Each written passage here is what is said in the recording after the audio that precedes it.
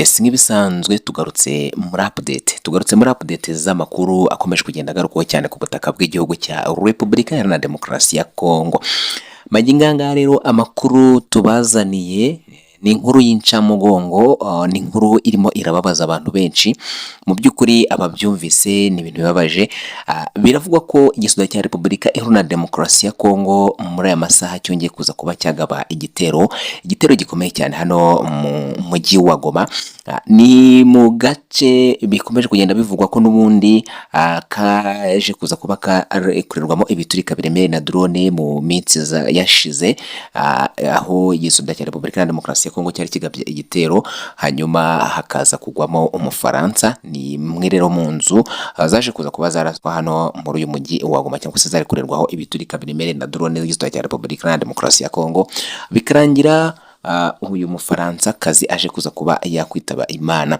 Maginganga rero andi makuru akomeje kugenda agarukwaho, biravugwa ko nanone drone z'igisonga cya Repubulika Iharanira Demokarasi ya Kongo zongeye kuza kwisubira zigaruka kugaba igitero hano muri uyu mujyi wa Goma, hafi neza hano muri kano gace n'ubundi kari gaherereyemo iyi nzu. Bivugwa ko ngo baje kuza kuba barasa ku rugo rwa Joseph Kabila, uyu numwe wahoze n'ubundi ayobora kino gihugu cya Repubulika Iharanira Demokarasi ya Kongo. Bikaba rero biri kuvugwa ko Joseph Kabila ngo yaba yari muri iyi nyubako yaje kuza kuba yaraswaho na drone, n'izi drone z'igisonga cya Repubulika Iharanira Demokarasi ya Kongo. Hari ikintu rero gikomeye gitangajwe ku ruhande rw'umutwe wa 23 gitangajwe na Dr Oscar Barinda. Uyu ni umuvugizi wungirije wa 23, tugiye kuza kuba twabigarukaho muri aya makuru. Mu by'ukuri ni ibintu bikomeje kugenda bibaza imitima ya benshi.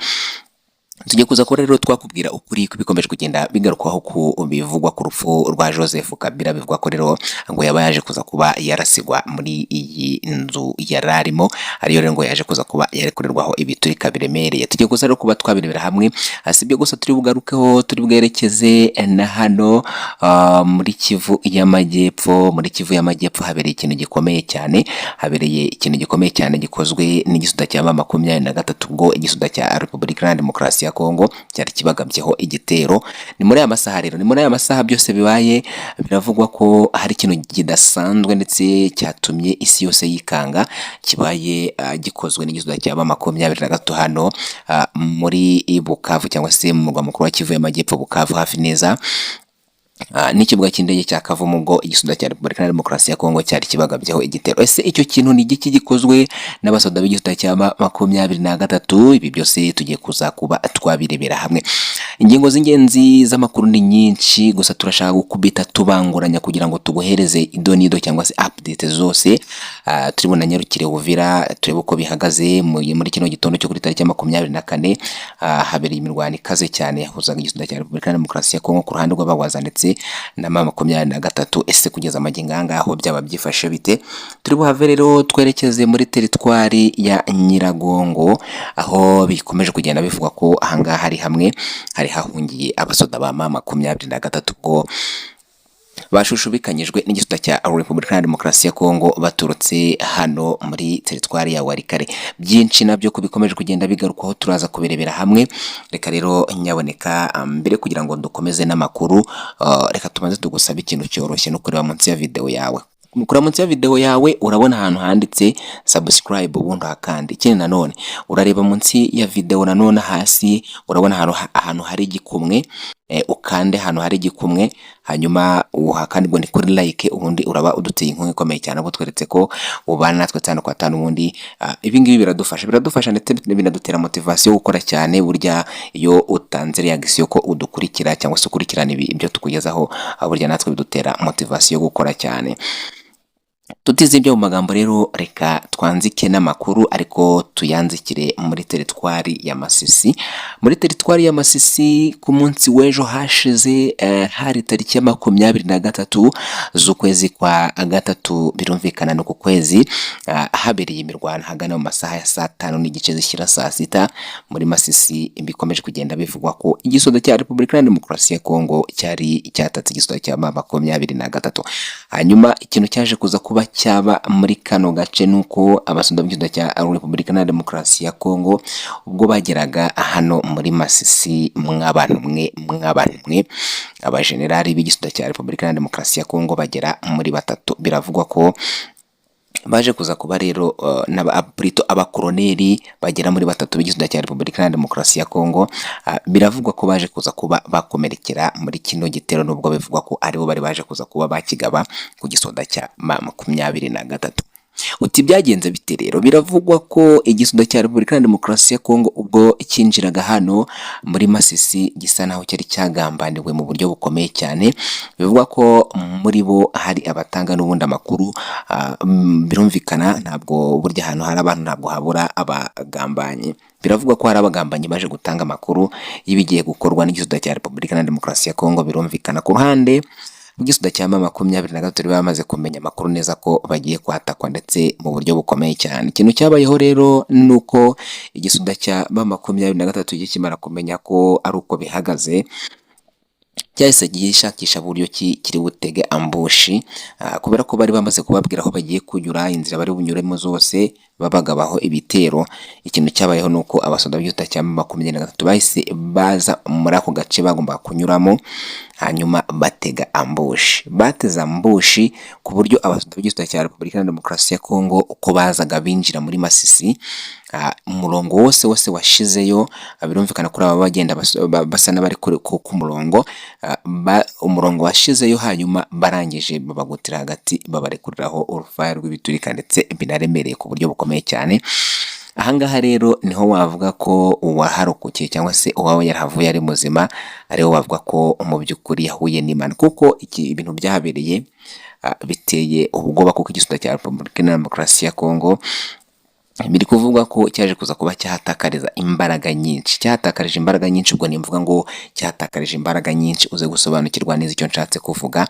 Abasoda benshi b'igisirikare cya Repubulika na Demokarasi ya Kongo baje gutakariza ubuzima hano muri kano gace kabereyemo imirwano. Ubwo rero igisoda cya Repubulika na Demokarasi ya Kongo cyinjiraga noneho mu gace k'igisoda cya M23, hahise habaho icyo twakwita imirwano. Habayeho komba y'imirwano ikomeye, ndetse benshi bari kugenda bemeza ko mu by'ukuri nubwo ku ruhande rw'igisirikare cya Repubulika na Demokarasi ya Kongo baje kuhatakariza imbaraga nyinshi cyangwa se abasoda benshi, no ku ruhande rw'igisirikare cya M23 naho biravugwa ko baje kuza kuba bahatakariza imbaraga, kuko nabo hari abaje kuza kuba bahasiga ubuzima ndetse abandi baza gukomereka. Niyo makuru rero ari kugenda aturuka hano muri Masisi. Reka twerekeze rero hano muri Bukavu mw'abantu mwe. Igisoda cya Repubulika na Demokarasi ya Kongo gikomeje kugenda kigaragaza neza imbere ku mirongo y'urugamba, ariko bivugwa ko igisoda cya M23 cyaje kuza kuba cyakorera agatendo gakomeye cyane. Biravugwa ko cyangwa se amakuru yizewe turi guhabwa n'imboni zacu n'ubundi z'abanyamakuru bakomeje kugenda bakurikiranira hafi by'imirwano ikomeje kugenda ihuza igisoda cya Repubulika na Demokarasi ya Kongo ndetse n'igisoda cya M23, bakaba badutangariza ko mu by'ukuri igisoda cya Repubulika na Demokarasi ya Kongo ubwo cyinjiraga hano mu nkengero z'ikibuga cy'indege cya Kavumu, basanze abasoda b'igisoda cya M23 babiteguye bijya gusa neza niba byabereye hano muri Masisi. Hanyuma abasoda b'igisoda cya Repubulika na Demokarasi ya Kongo bakimara kubona ko mu by'ukuri batezwe ambushi, biravugwa ko abari inyuma bahise bakuramo akabo karenge, hanyuma abari imbere biravugwa ko bose baje kuza kuba bafashwe mpiri. Kugeza ubu ngubu bafashwe ari bazima, bafitwe n'igisoda cya M23, ariko ibingibi ku ruhande rw'igisoda cya Repubulika na Demokarasi ya Kongo ntacyo barabitangazaho, ntacyo bashaka kubivugaho. Mu by'ukuri baruciye bararumira. Gusa amakuru ariho nuko abasoda b'igisoda cya Repubulika na Demokarasi ya Kongo basaga muri 36 magingo anga rero bafitwe n'igisoda cya M23. Urumva ko iki ni ikibazo gikomeye cyane, cyangwa se ni ikibazo giteye inkeke cyane ku ruhande rw'igisoda cya Repubulika na Demokarasi ya Kongo. Hanyuma ubwo abasoda b'igisoda cya Repubulika na Demokarasi ya Kongo babonaga bigenze bityo, basubiye inyuma ubundi barikura icyo twakwita urufaya. Birumvikana ko barikuriraga kure, ntabwo bari hafi neza.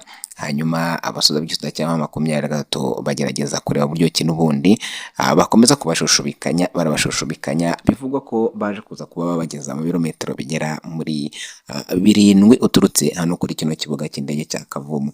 Gusa imirwano akaba ariho iri kubera mu birometero bigera muri 7 uturutse hano kuri kino kibuga cy'indege cya Kavumu. Gusa nubwo bitoroshye ku ruhande rw'Igisata cya Repubulika ya Demokarasi ya Kongo, impamvu tuvuze ko bakomeje kugenda bigaragaza neza imbere ku mirongo y'urugamba, muri kano kanya naho bagabye igitero nanone baje kubohoza bagenzi babo, ariko sinzi ko biri buze kuza gushoboka.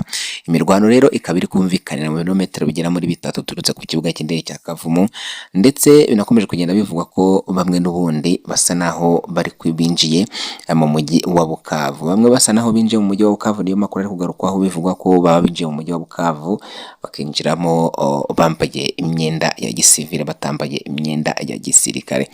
Uko rero ibiri kugenda bigarukwaho hano muri Bukavu, andi makuru mashya turi bugenda tumenya yuko byaje kuza kurangira, turagenda tuyakugezaho 5 kuri 5.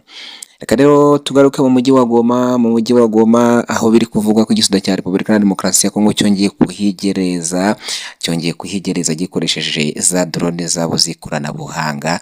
Izi ni zimwe muri drone zihambaye cyane cyaguze mu gihugu cy'Ubushinwa. Igihugu cya Repubulika ya Demokarasi ya Kongo cyaje kuza kuba cyahaha mu gihugu cy'Ubushinwa. Amakuru rero akaba avuga ko izi drone nanone zirasha mu gace kaje kuza ku n'undi karaswamo na drone n'ubundi ku tariki ya 11 Werurwe umwaka wa 2026 nibwo nanone byaje kuza kubaho. Biravugwa ko rero ngo inzu ya Joseph Kabila ishobora kuza kuba ariyo irashwe, ikaba iri kuriweho ibiturika bigera muri 5 birekuwe na drone z'Igisata cya Repubulika ya Demokarasi ya Kongo, dore ko ibi byo bikomeje kugenda binaba imbogamizi zikomeye cyane ku ruhande rw'Igisata cya M23 bitewe nuko izi drone radar za M23 ntago ziri kuza kuba zazibona. Bikaba rero ari byo bikomeje kugenda bikoma mu nkokora umutekano wabo hano muri Goma. Ibi rero ni biteye inkeke cyane n'ubundi ku baturage, bivuga ko batangiye kugenda mu by'ukuri bahunga, bamwe bava mu nkengero z'uyu mujyi wa Goma binjira imbere mu mujyi wa Goma. Reka rero tugusaba gukanda kuri sabone cyangwa subscribe, ntiwajye gukanda ku nzogera kugira ngo nitujya dushyira amakuru notification ugeze ubone mu mbere makuru yacu ugiye kurikirana 5 kuri 5. Ukoze kuba natwe rero, ciao ciao, bye bye.